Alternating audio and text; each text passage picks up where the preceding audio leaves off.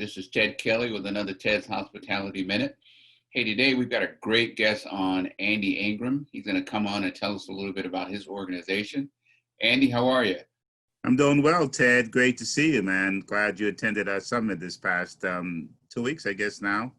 Yes, awesome summit. Thoroughly enjoyed it. A lot of great speakers and a lot of great information.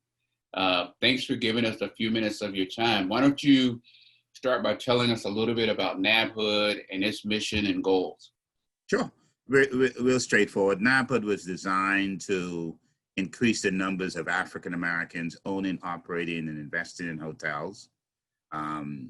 We're currently on the way to do that. We went from no hotels, no branded hotels back in 2000 to just over 1,000 today. Two of the largest hotel companies, RLJ and Park Hotels, being led by African Americans. Our second mission is to increase the numbers of executive level employment and engagement in boardrooms, corporate suites. And our third is to increase the amount of dollars being spent with a company like yours, minority-owned companies, either renovations, goods and services. And we have been engaged with a number of our partners, Hilton, Marriott, IHG, Hyatt, Choice, to see how we can expedite research paper that we did with a number of major education institutions, Cornell, FIU, Bethune-Cookman, Harvard University, where we took a position on creating a roadmap to diversity. We're asking now the industry to adopt it. When we looked at the Castell report, we saw that while this is one of the greatest industries in the world, African Americans and people of color, the higher you get, was almost non-existent.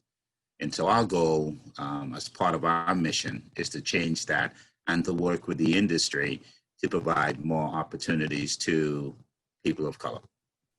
Awesome. That's our mission. Okay, awesome. So I know that recently you guys had the virtual summit, and I know you guys had a lot of super speakers on there. Tell me a little bit about the summit and what you thought the main takeaways for the folks that were attending got from that. I know there was a lot of good stuff being provided there. You know, it's interesting. This is our first complete virtual summit, as most people are. NYU is going to their virtual summit. AHOA did. And so we spent a lot of time preparing, because in a new normal where everything is now done virtually, you and I are having a conversation. Right. Other times we'll be having this over lunch or dinner. So for us, the major takeaways, number one, pleasantly surprised at the amount of people. We had over 500 attendees. Obviously, we try to program our summit where you have speakers that can bring information that our constituents need in order to make an informed decision, whether you want to invest in the hotel, whether you want to work in the hotel, whether you want to sell goods and services. So we try to cover those three mission statements within the summit programming. You know, what's interesting is that the Tom Baltimore Speaker Series, and listening to an African-American talking about a second public company in the industry, Park Hotels, or Don Peoples with his fierce commitment to how do we develop a fund that can take advantage of the current opportunities. And more importantly, the elephant in the room, we dealt with diversity as it relates to Black Lives Matter, and Black businesses matter also.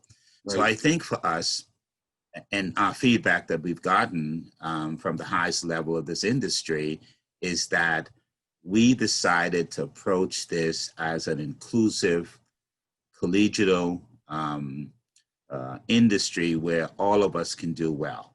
And I think the biggest takeaway is this roadmap to diversity that was done, that we spent a lot of time over the last couple of months talking to the industry and getting them to adopt our program. And that is for every executive position, not to know the NFL did this, for every executive position, we would like to see a person of color, an African-American, interviewed for that position. Mhm. To see how we develop more programming that includes ownership. We'd like to see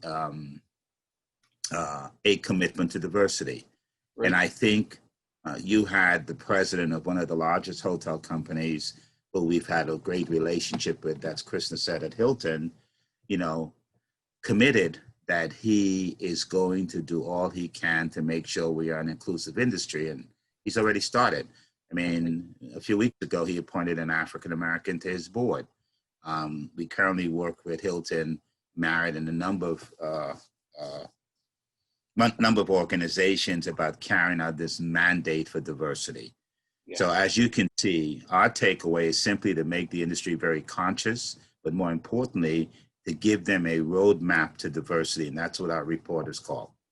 Yeah, that is awesome, because I know with the Black Lives Matter movement, the timing couldn't be any better to really raise the heightness of the awareness of that situation and trying to include all of us in how we grow and get bigger and better in the hotel industry. So I really appreciate your efforts, because you've been a giant in promoting us, so to speak, in the hotel industry through Nabhood, and trying to keep us all engaged and involved in trying to grow and be a part of that hotel hospitality segment. Now, you also, as a part of Nabhood, do a lot of great work with trying to raise funds for students in the hospitality industry as well, correct?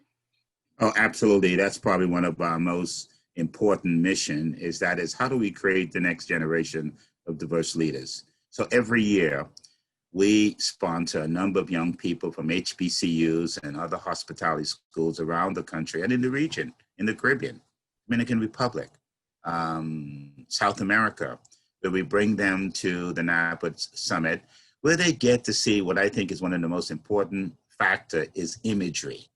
I think when you can see people like Evans Charles or Norm Jenkins or Ken Farron that look like you, it gives you the second motivation that, hey, I can be that same person in a couple of years doing the same thing.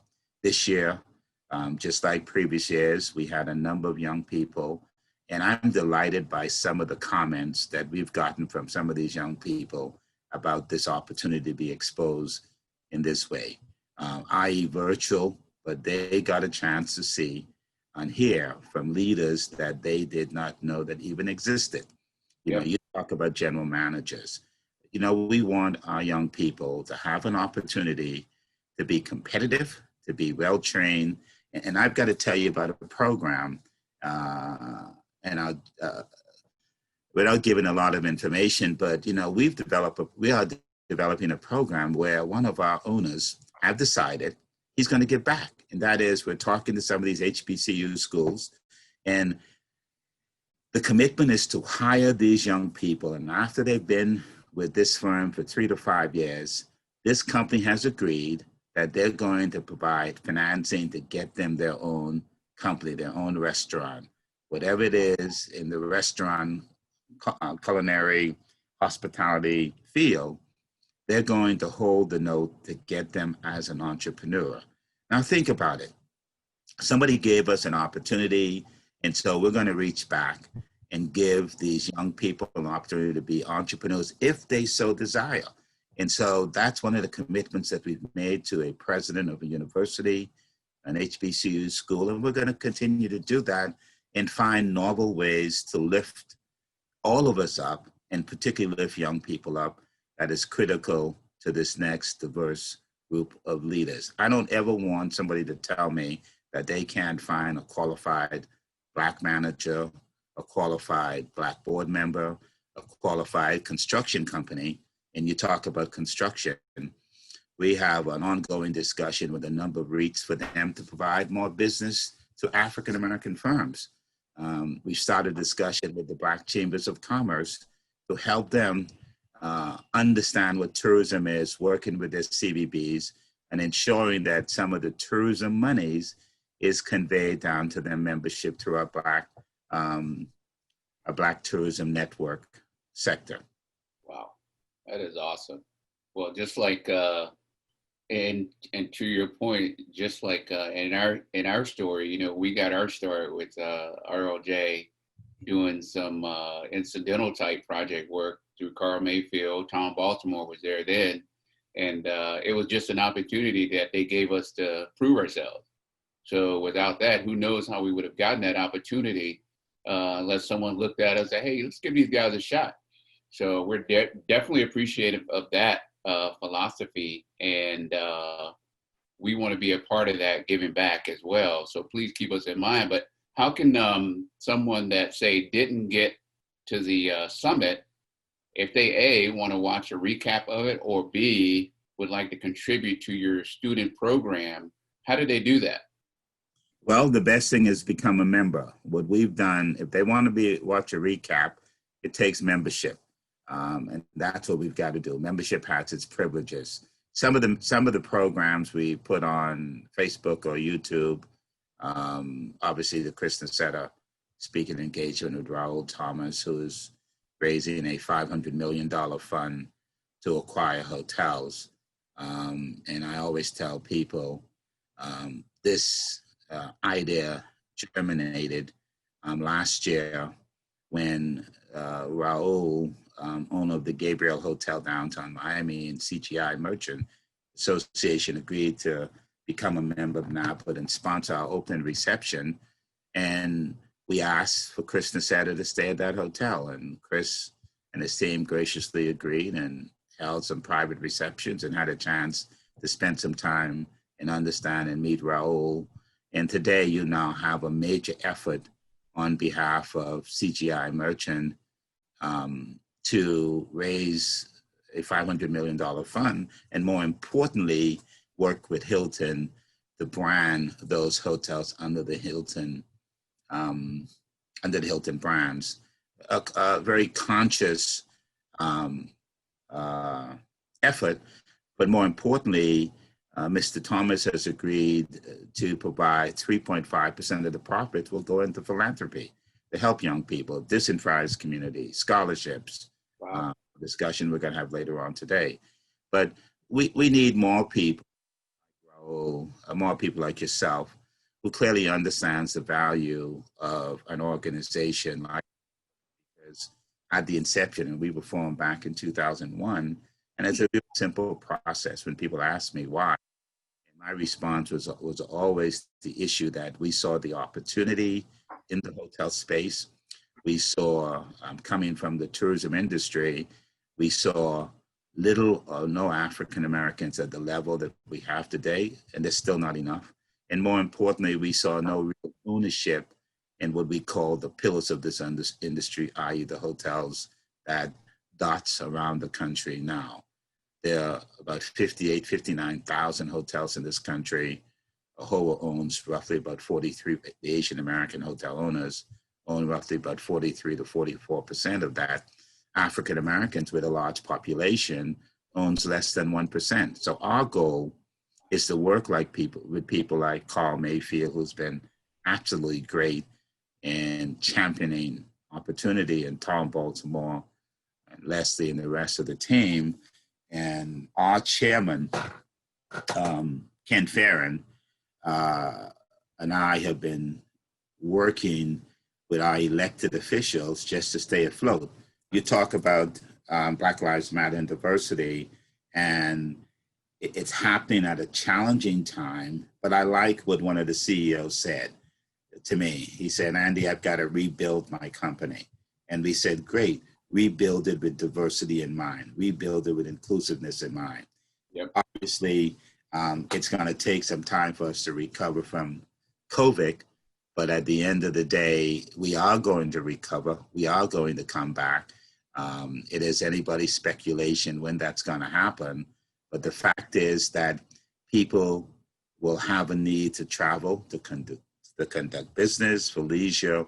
We just want to be ready and hope that people that look like you and I are able to participate fully in this great industry, and be able to reach through the glass ceiling all the way to the corporate suite and the board of directors.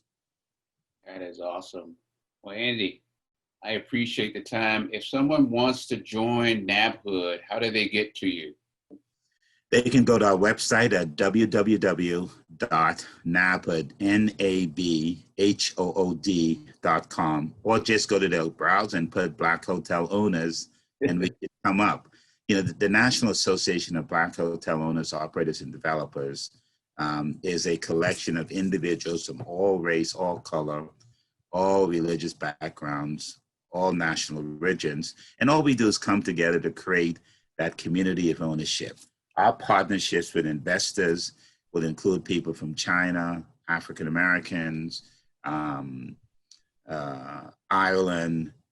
To us, it's just a strategy to get into the hotel business with great friends and with great partners. And so if you want to excel in this industry, all you need is an opportunity. If you want it like yourself to provide goods and services, you've got to find the right contacts and right partners.